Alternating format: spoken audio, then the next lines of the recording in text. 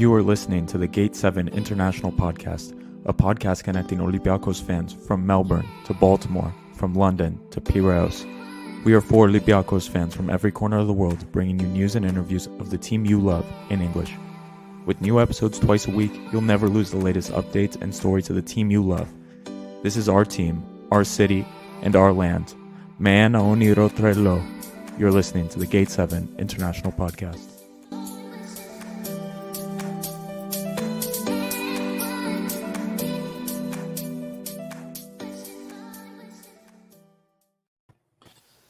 Welcome, ladies and gentlemen, to a very, very sad edition of Gate 7 International. By the fans, for the fans, in the highs and the lows. And today is definitely one of the lows. Stephen, how are you doing, buddy? Well, Ari, I was excited to come on to the pod before the game, and I'm still happy to be here with you. And, you know, it's football at the end of the day. We have to suffer through the losses and revel in the wins. And sadly, this is us suffering right now. We have to suffer from what we just saw. Yeah, man. It's what do they say? You can't have the highs without the lows, right? So this is one of the lows. But, you know, there is a silver lining, and we'll get to that in a couple minutes. But real quick, guys, if you haven't done so already, please don't forget to like and subscribe on all of our social media and YouTube as well. The community continues to grow. We get more and more fans that we're connecting around the world. So please don't forget to do that before we get any further. Go ahead, get your buddies in here, get the conversation starting with us, and help us continue to make it happen. Now, Stephen, just, you know what? Normally, we kind of start with how did you look at the lineups? Just forget that. What is the reaction? How do you feel right now? What is the reaction to this game? Well, I mean, the short answer is disappointed, quite frankly, because we all knew that going to Frankfurt away was going to be probably the toughest game of the group, barring Fenerbahce away before that game commenced as well. I expected us to at least push for a draw, even if that some people may have seen that as unrealistic, but I did it based on what I'd seen in Frankfurt throughout the season, which was inconsistent at best. But they have also shown that they are capable of playing above their level, which is what they did against Bayern before the international break. And we played below our level this evening, you know, regardless of how they were set up, what the manager did tactically, who was brought on, and nothing seemed to work. You know, everything seemed to go in our way against Fenerbahce, but everything seemed to just go against us. Nothing seemed to be working. Everything we tried was just forlorn, and then we got absolutely outplayed at times by Frankfurt, who were especially in the second half, were all over us. In the second half. I was about to say, at times, besides maybe the first 10 minutes of the game, we were outplayed for pretty much the rest of the game. Yeah, I'd say like the first 15 minutes, it was fairly even. You know, it was fairly end to end. We both had a couple of shots each. And both teams threatened, and then from that point on, Frankfurt started to pressure, and that's when the penalty happened. And of course, it had to be Cisse. It had to be Cisse, man. And you know the thing is, upon looking at the replay, you can completely disagree with me. I thought it was a harsh penalty because he had already fallen down, and then the player fell on top of him. So, like, I agree with that. I don't personally think that was a fair penalty to be given, but nonetheless, it was given. And it was a well-taken penalty. And from there, we saw the equalizer, which amazingly we got a penalty immediately afterwards. I didn't expect that. I was shocked, but happy. I didn't either. El Arabi, good penalty. And if we had gone into half-time at 1-1, I think maybe we would have stuck to our game plan, and maybe we would have seen a better performance in the second half. But then the goal just before halftime. What happened to the defense, man? Like, where were they? They just allowed them to pass the ball around in front of them in the box, and then whoever it was, I think it was it? Yeah, it was Toure. Yeah, just before the break, and that killed it. That killed the game for us. No, it really did. And as far as what happened, look, there was a couple of things. You brought up the press, right? And they were playing, they did have guys, especially the forwards were sitting the forward and because they were playing a 3-4-2-1, so they were playing like one of those weird Christmas trees, and their two inside really winger, formation. those guys were staying forward, and they were pressing on our guys, and then they did a good job of crowding the midfield out. And then the problem was we did ourselves no favors, because we're getting the ball and trying to play out the back, and I don't see a midfielder moving into space to receive the ball, and our poor defenders are just getting snuffed. And Cisse had a couple of howlers today. Okay, the penalty was kind of harsh. I'll admit that, because he fell down. But look, by the book, that's a penalty. It's regardless of intent. That's a penalty. He did impede the progress. And this is just another instance. Look, this is a tale as old as time for us with Cisse. One of his clumsy mistakes. Usually it's him sticking a foot out where it doesn't belong. In this case, it was him sticking a foot out, losing balance, and then causing it. So it's always the case with him. He never did this in France, funny enough. He didn't do this in the second half of his loan spell with for Saint at the end, which is odd. But whatever, I digress. But that was a huge problem. The midfield, besides not supporting the defense to play up, it also wasn't maintaining possession well. That has to be said. It wasn't, not to the level that we usually expect. Yeah, our passing really came back to haunt us, because even against Fenerbahce, you could see that there were certain passes that just weren't connecting to where they were meant to go. And in this, Frankfurt actually took advantage of that, and they kept punishing us every time we lost the ball, which was very frequently. And what really irritated me, especially in the second half, was we were playing long ball tactics at the time, and every time we tried to hoof the ball up to and advance over the pitch, there would always be a Frankfurt defender there just to head it away. It was just easy for them. It was so easy. That's why we didn't. Yep. I don't think we did. I don't know if we had a shot on target in the second half. I don't think we did. But no, we did not. We did not. We had none. Yeah, it was bad. There was just nothing. There was just no, and like you said, there was no connection between the defense and the midfield. But then, even worse, so there was no connection between the midfield and the attack. So everything was so disjointed. The team was just a bunch of guys running around against a team that was organized and knew what they were doing and knew their game plan. And I said to you before we started recording, even though I wasn't opposed to the 4-3-3, because we have looked okay in that previously. Why didn't we play the formation we played against Fenerbahce when we knew we had to soak up the pressure against them and then counter and punish them? Because they did essentially what we did to Fenerbahce to us, except they did it with a more attacking formation. Yeah, look, I mean, comments are starting to roll in here. I just want to go through a couple of things. A lot of comments are picking out a couple of different players. We have Thanos Case here, Lala and Cisse for trash tonight.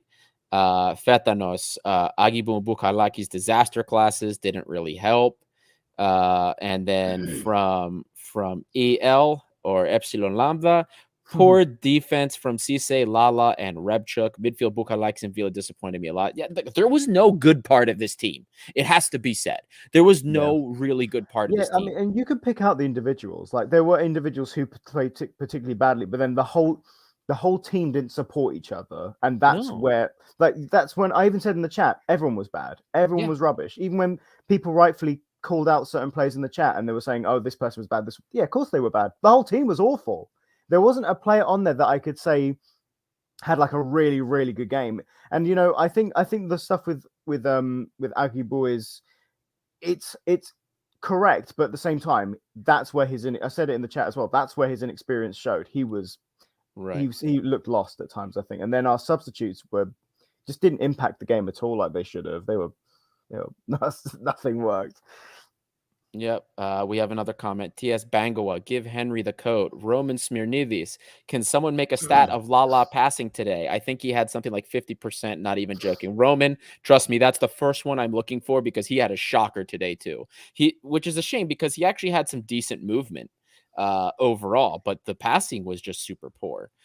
From Pet Sag, mid wasn't so good, defense was bad, except the great Socrates. To be fair, the only two players I can give some credit to is Socrates and probably Vashlik as well. Yeah.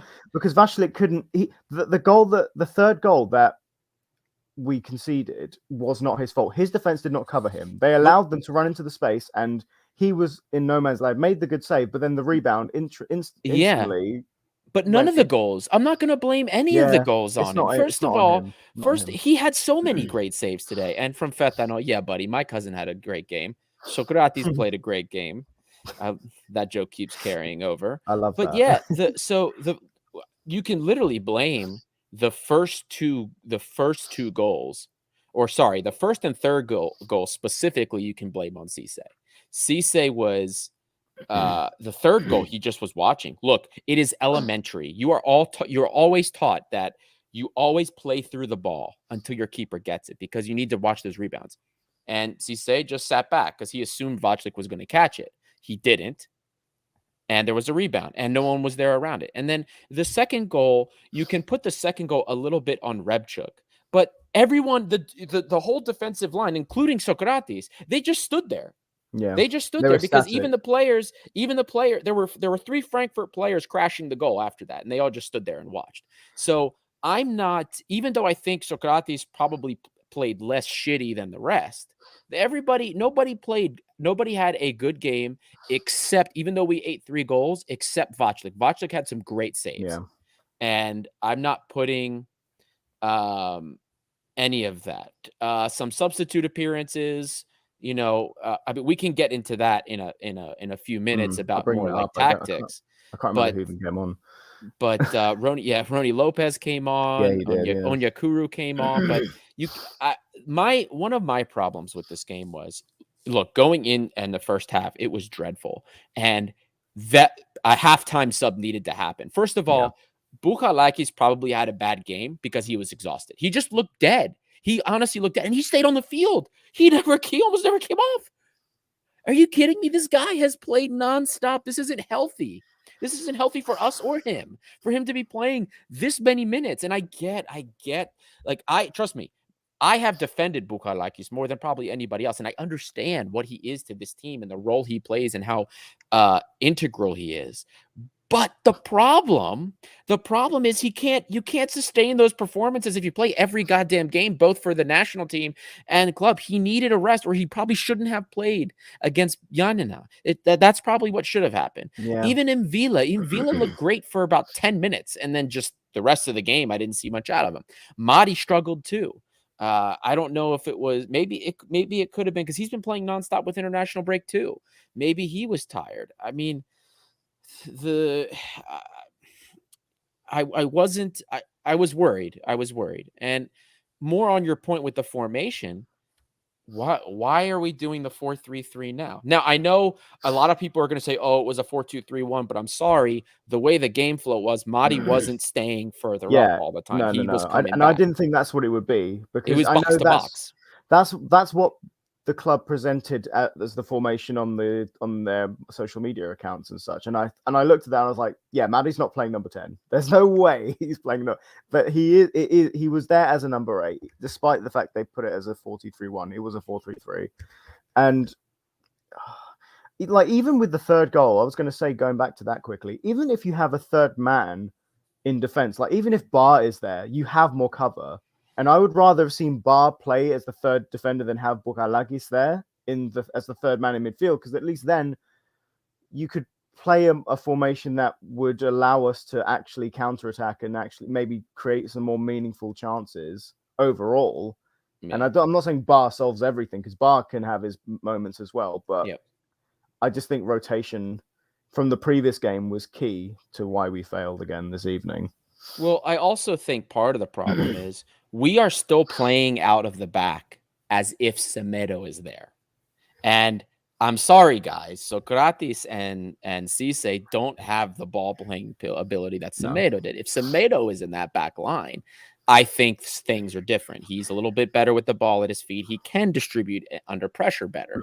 So that is also part of the problem. I also see chat is seems to be a little bit uppity about Rony Lopez, Pet Sag. What about Rony's solo that could have been an assist to Koundé, Fetanos? Rony had the only successful dribble in the whole game. Yes, a nice moment. I'll give him that. It was a nice moment, but outside of that, did Rony seem like he was doing anything for you? And this is part of the problem we have with him right now as a player, is that the player that we saw coming in, this player that could move and switch direction. Now, I guess it wouldn't be fair for me to put that on him that he had a bad game because the team was just playing shit. And when the team's playing shit, right, there's only so much you can do. It's the same with Tiquinho as well. Tiquinho came on and he didn't have anything he could physically do. So I can't put it on him. Like he came on. He came on. Literally, there was nobody fed the ball to him. So exactly. So I don't want to put this game too much. Well, first of all, I think we should have had at least one sub at halftime. There should have been one. And for me, it was Koundé. Koundé should have come on. Koundé should have come on in the midfield, even though maybe he didn't play the best, but he was all over the place. He was running up and down. He had a couple of misplaced passes, but he was the energy we needed. He was productive. Exactly. And then it would have been Tiquinho after that because El Arabi is just, he is a good hold-up player, but I think we're finally starting to see the downturn. I don't want to say for sure because I still believe he has class, and I still think El Arabi more often than not will come good. But it was just there was no good part of this. Like the fullbacks weren't doing well, the midfield wasn't doing well. Our forwards, El Arabi, oh my God, in the first half, he should have played that ball earlier to Masouras making a run, but he holds it. Frustrated me so much. I don't know how because it's like he should have just dinked it over the last defender to Masouras. And instead he tries the low cross. It's like when didn't Masouras do the exact same thing? He did. Against PSV. Yep. I think it was PSV. He did the exact same thing. So now the roles are reversed and El Arabi, oh man, because it would change the game completely if we had scored that completely. Oh man. Yeah, it really did. And like I was yelling at my phone, and I'm just saying, like, pass it now before the defender gets back. Just play the ball through. He's open, and then he waits till he gets there, and then the second defender comes to cut the lane off, and the other one's already there, and then nothing. I mean, should have played it first time. But this is one of the things with El Arabi. It's not just this season. We saw it a little bit at the end of last season too. Is he's taking too long. He's holding the ball too long, and it's now becoming to our detriment on many occasions. I know I said in the pre-match, or sorry, not the pre-match, the match, the post-match for Yanina, that you couldn't. It was dealer's choice, right? You could have started El Arabi. You could have started Tiquinho because El Arabi scored. Maybe you roll with that. Or you could have started Tiquinho. And I still think that's fair. Starting El Arabi wasn't a bad thing. But the second you saw that the pressure was going against us and we needed a presence to help disrupt their possession, Tiquinho has to come on. Yeah. And he came on so late. The changes are coming too late. And this is one of those constant critiques we have of Martins, whereas he's making his changes so late. This is back to first year Pedro Martins again. He's just making them so late, and by that time you're already screwed. Another comment coming in from Dimitris Eliniadis. Bad day in the office. No fullbacks again. Need to rally soon before PAOK. Extra time, first half goal killed the match for me. I think most of us saw that. Like you just felt going into it was just and even the announcer said it, or at least the announcer on Paramount Plus, he had the same thing. He's like, oh, there's different momentum now going into that. Oh, completely. If we'd gone in halftime with the score level, it would have been completely different. Yeah. And now there's a comment in here I want to touch on because kind of going back to our ball playing ability from the back with our center backs. Fetanos says it's a shame that we don't have a player like Markovic in our team. And this is a shame with Semedo out for various reasons and coming back, supposedly coming back in some capacity. Yeah, we need a ball. Exactly. We need a ball playing center back. Somebody that will help us in these situations. Somebody that can maintain composure under a high pressure situation like this. And somebody that can maybe make something from nothing if the midfield isn't moving. And that's Markovic. Guys, we saw it over the summer. And I don't understand how he just all of a sudden has no place in the squad. Is he even in the European squad? I think he is, isn't he? He was in the list. He's in the, you know what I mean? But we haven't been seeing him show up. And I know that in Greece, at least, there was some discussion about And it's not clear for me, at least. There's been discussion about whether or not he qualifies as an EU passport or something, because I don't know. I'm not the most dispute about that. I'm not familiar either. Yeah, I mean, we can get more information about that, but yeah, it was definitely we could have used him. I think we could have definitely used him as another alternative. I think so, certainly. But at the same time, it's not like we're gonna blood a new guy in Europa League. Although like of all the Europa League games to play, this was probably like the lowest pressure situation, right? We already have 6 points. We weren't expecting, and I guess this is kind of where like the silver lining comes in, right? So because there, when the groups were first drawn, we looked at the fixture. We looked at the fixture against Turkey in Turkey, and we looked at this fixture, and we said, "Hey, we're not really expecting points here. Maybe we can get a point here or a point here." So we got 3 in Turkey. As far as I'm concerned, of the 2 games, the fact that we got 3 points from 2 games away that we didn't expect, that's okay.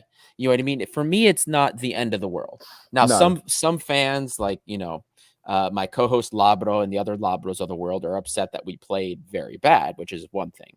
But in the grand scheme of things, this was an away fixture. For me, Greek teams don't match up well against German teams. I wasn't expecting much out of this game. Well, I saw I looked at all of the teams that we've ever played in German teams. We have a 33% win rate against German clubs, and that'll be lower because we've lost. We've looked terribly lower now. So now a lot of that is, of course, from Bayern because we played. Yeah, because we've been absolutely slapped by Bayern in the past. But the difference was when we last played Bayern at home, and it was at home.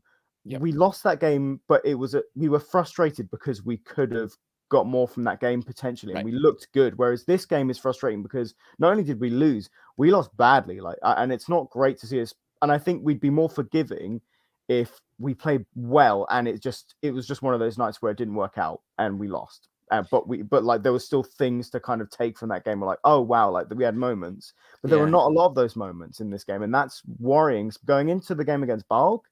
And then I still think in the return leg we can do something, because Frankfurt did show that they are not like a perfect team, that they can be got at. Yeah. They're nothing special. And I understood what when I did the preview with Brian from the Hey Eintracht Frankfurt podcast, I saw what he was talking about. I wasn't super impressed. We made them look better than they did. And he was right. He talked about how right now most of their offense flows through Kostic. And you saw that. He had free reign. Everything. He was all over the place. And the players that we let take advantage of us, it wasn't out of pure class. It was our dumb mistakes. I mean, there's a couple of other comments here. Something that we actually forgot to bring up, which needs to be brought up, is that Cisse suspended NQL game. Thank you, TS Bengoa, for bringing that up. This one right here, this is bothering me every week, every match we see him play. Kyriakos 1-2-3. Onyekuru is very bad in the last games. Not just very bad in the last games. He just hasn't been good since he's come here. And we kind of discussed this on, I think it was post-match against Yanina, how he's a player that is, in terms of his shape and his tactical understanding, he seems up there. He's usually in the right places. It's just, he's not good. He's not doing anything for us with the ball at his feet. His passing has not been great. I worry that this is a €5 million signing, and this guy's probably on loan somewhere in December. That's kind of how it's looking. We'll he's just it not depends where we are in the league and where we are in Europe, because Marinakis will, you know what he's like. If anything goes wrong, he knows who to target. He knows he's going to be going out, and I'm worrying about Lopez as well. He's not been getting. I always stand by. He's not getting a lot of game time. No, to, and I think himself. Exactly, and I think he needs a little bit more of a sample for us to assess. But like they are two people that I'm starting to get concerned about now, because Onyekuru has been given a lot more ample time than Lopez has, and Onyekuru he's even just as frustrating as Lopez, and for the same reason. You can see he has the ability, the technical ability. Yep. But he just doesn't do anything. He just how can you not do anything with your natural ability and not like translate that into working hard? Because it's like the opposite of Masouras. Masouras doesn't have the technical ability, but he has the work rate, and then he worked on what he had, and that's how he's improved. And obviously, Masouras didn't play that great today, but we've established already no one did. But Masouras, for me, that's why I prefer players like him, because even if he's not as naturally gifted as a player like Onyekuru or Lopez, Masouras will work to get better. Yeah, and it's just you are 100% correct. Now, the difference for me between the Rony Lopez issue and then the Onyekuru issue is Rony Lopez is a little bit less risk, right? He was alone, came in. We're not super tied into him with money. We might have Sevilla breathing down our backs for playing time, but who cares? But we have 5 million or 4.5 million, depending on who you believe, that we put on him. And what the hell is that about? And we're what I saw and what concerned me in the deep dive, we're seeing now. Only the worst part is the areas that he actually showed that he could contribute, he's not contributing in. And if he's not doing that, then he's not worth anything to us. And this is a huge, huge, huge problem. Now, to segue into our next thing, Stephen, there's a really good comment here that I wanted to address from Dimitris Kravaris. It's a shame how our mentality has changed over the years. After Podence was sold, our team has been steadily declining. So I'm not sure. The mentality, I think, has definitely changed, because this team, first and second year under Pedro Martins, they never gave up. And I didn't care how bad we were losing, because I always felt like we were in it. You know what I mean?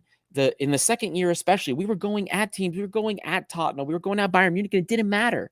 We went a goal down. We went to go 2 goals. We were going at it.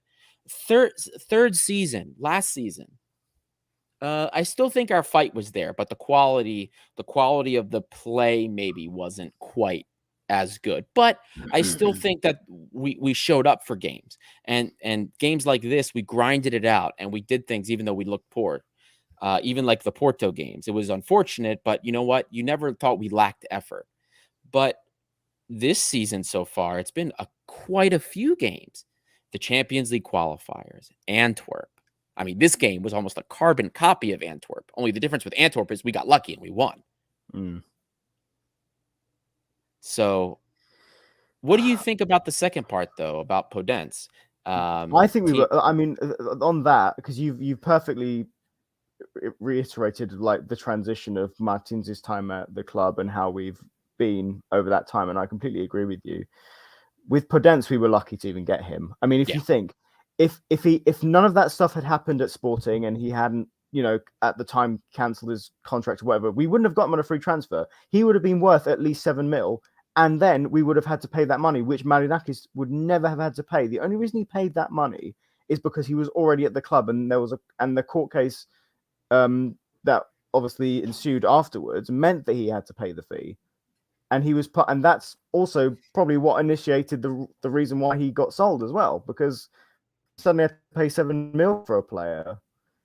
So yeah, I mean, while Podence it took us to another level, we were so lucky to get a player of his quality at our club at the time for nothing.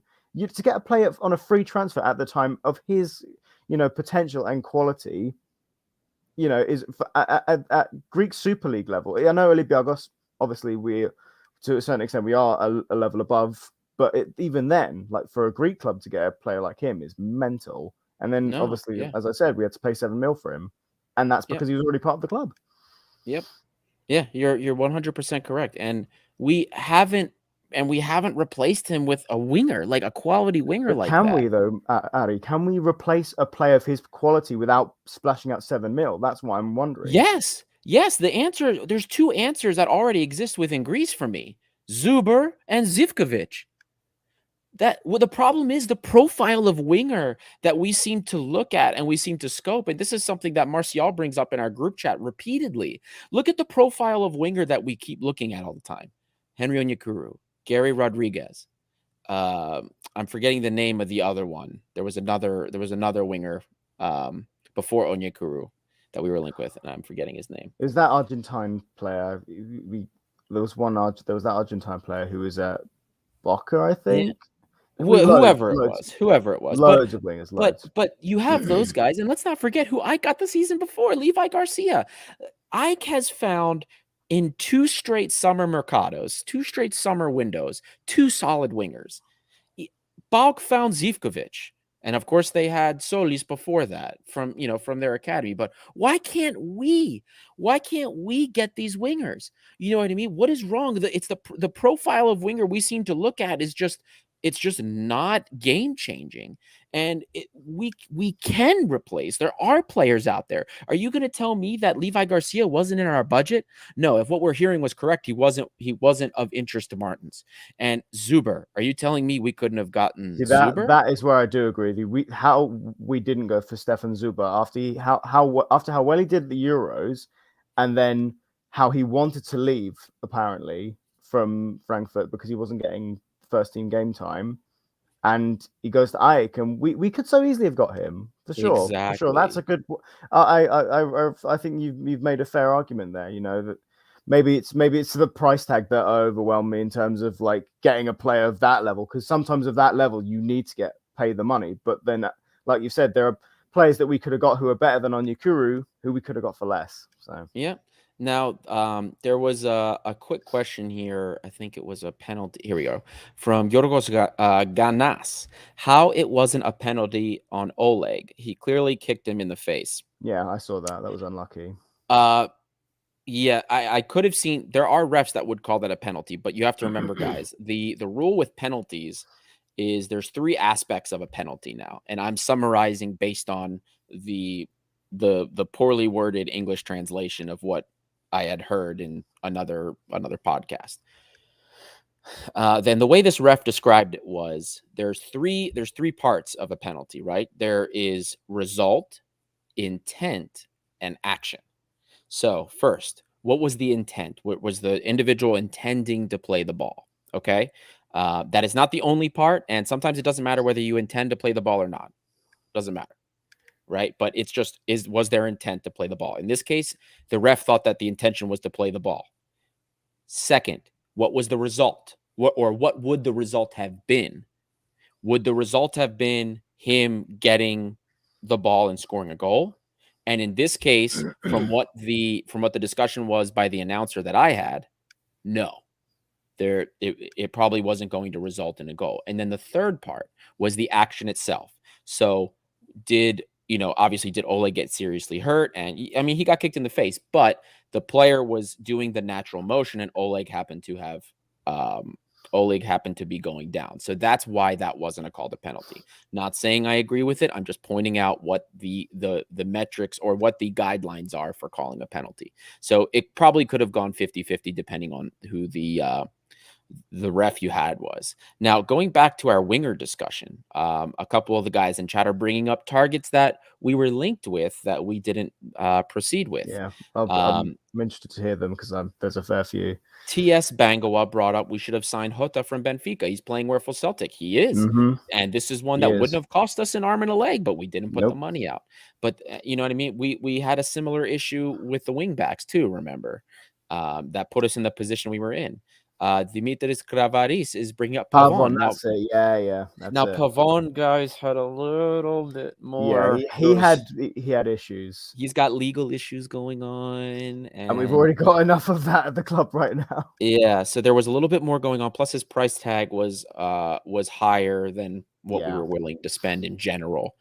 Now, I do think Gary Rodriguez he looks like he could turn for us. I mean, he's got the speed, the directness, and at least for Greece, I think he's going to do something. If you guys remember from the deep dive that I did, I didn't like what I saw in Saudi Arabia, but I think he took some liberties, and that's why but he played, I thought, great in Turkey, and I thought he could do something for us. But my problem is that's the profile winger we keep seeing to go for. Onyekuru, Gary Rodriguez are not too dissimilar. Gary Rodriguez just looked a little bit sharper. And yeah, it's if we had signed a guy, Roman Smirnidis is already on top of this. Fetanos is right about Levi Garcia. If you remember, we were about to get him. He ended up in Ike, and we saw that he is exactly. Yeah, and this is the problem. The profile wingers that we do need, we seem to be passing on for a different profile.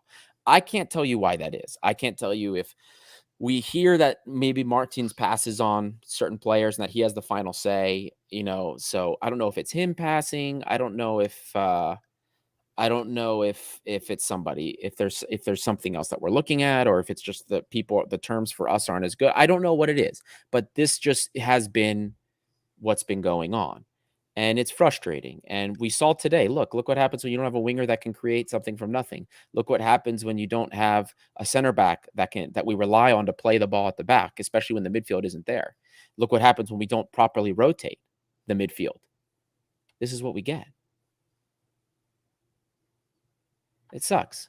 It sucks. I don't know what your thoughts are on that, but it's frustrating. No, I agree with everything you say. I mean, there's not much more to say from that, to be honest, Addy. Like, the rotation has been an issue, and you know, Martins has clearly has the players that he trusts, and I think at times you do need to take that risk and give your trust to other people who may not have proved themselves fully. Koundé, I think, has proved himself fully, and I think he should have started. And I would have liked to have seen other players given an opportunity as well. But maybe he saw this as too high risk a game to do that. But yeah, who knows? Who knows? Only Martins knows, I guess. Yeah, we'll see. Now, before we go into man of the match and coach's grade, I just wanted to give a quick overview of the table for everybody that isn't aware. So because of the result of this game, Frankfurt is now sitting at top of our group. We're in Group D.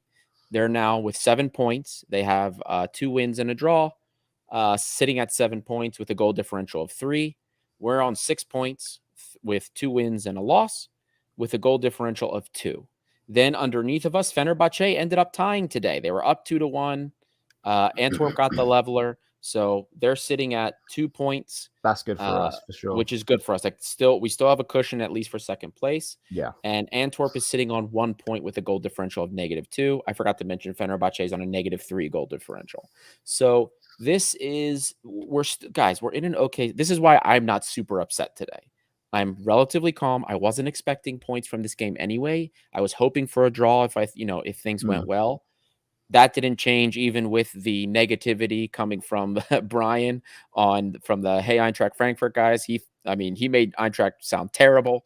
But you know what? I wasn't expecting it. Now, where do we go from here? We play Frankfurt now in Karaiskaki in Greece. Now that game, we can't see this shit. This needs to be us. We have to show up and take it to them, and we need to win that game. We win that game, we're in the driver's seat for first place, plain and simple. And it's what we need as well, Ari, because as we've kind of said before, it's so important to get to the round of 16 and not have to play that round of 32 tie against the Champions League side, especially when you're looking at what Champions League sides might drop out of the Champions League this season. You know, we could get a really unlucky draw like how we've been getting the last few seasons. In like in the middle stages of the Europa League, and to go to the round of 16 instantly would be such a boost, because then that could theoretically propel us to go further and reach that quarterfinal spot minimum that we all hope for and want, and think this team is capable of doing, and what the manager is capable of doing with this team.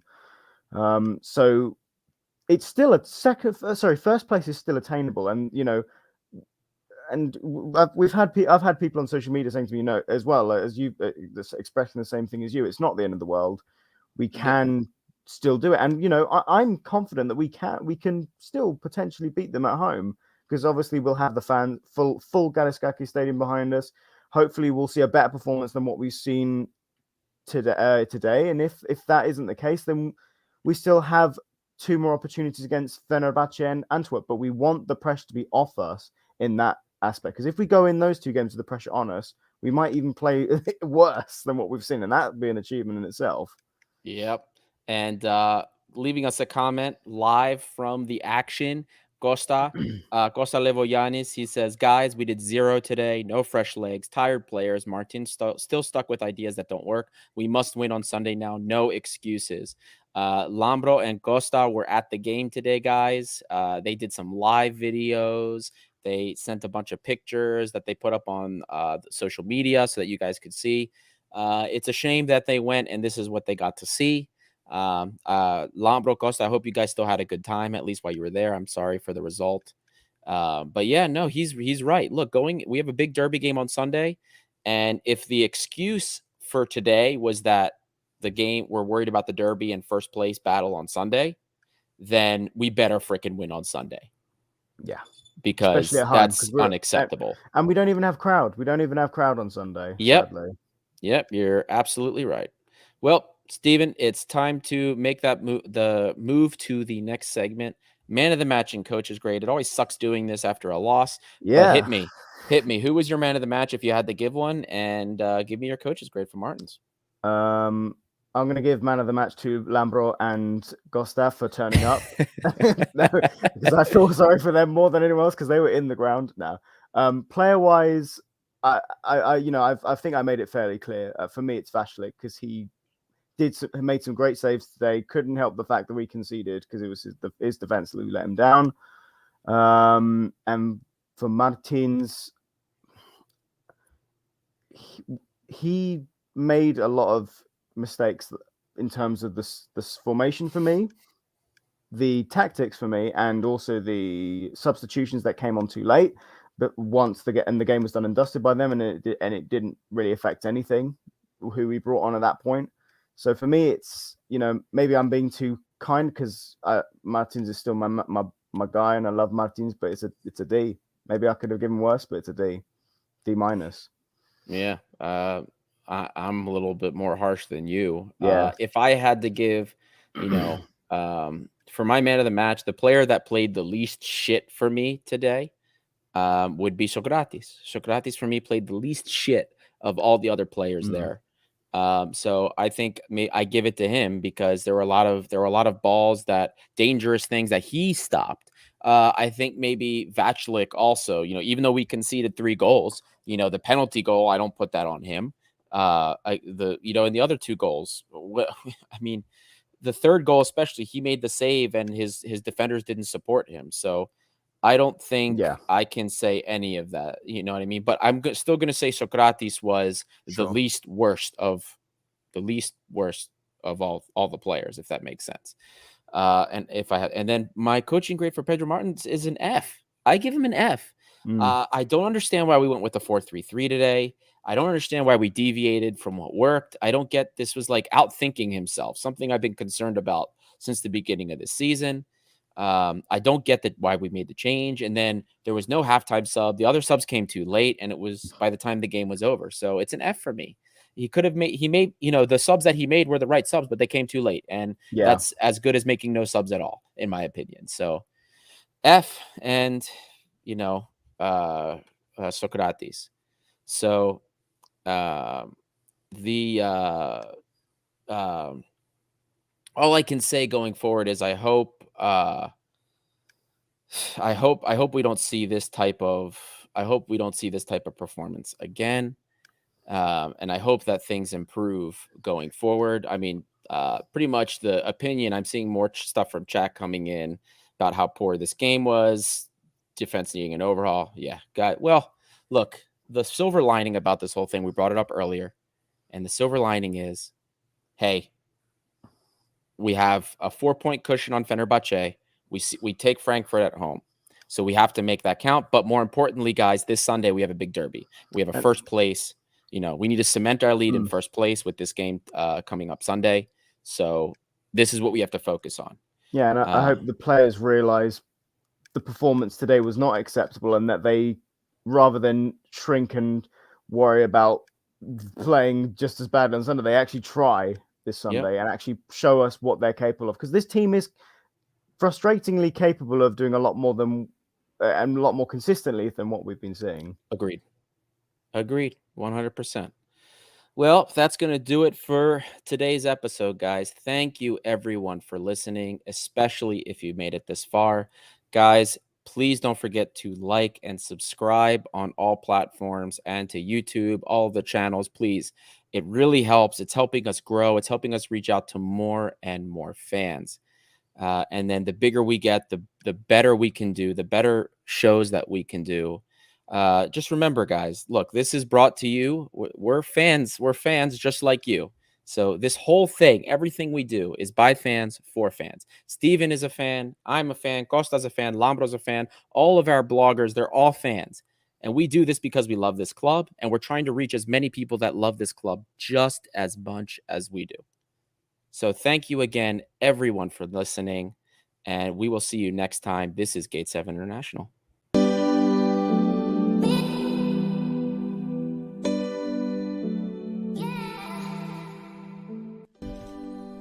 You just listened to an episode of the Gate 7 International Podcast, a podcast connecting Olympiacos fans from Brussels to Tokyo, from Toronto to Geneva. We are 4 Olympiacos fans from every corner of the world, bringing you news and interviews of the team you love in English. With new episodes twice a week, you will never miss out on the latest updates and stories of the team you love. If you liked what you heard, make sure to follow us on social media at Gate7INTL. Give us a subscribe on YouTube or even leave a review on all our podcast channels. Until next time, this is our team, our city and our story. Θρύλος είσαι. Στο μυαλό κάτι μαγικό.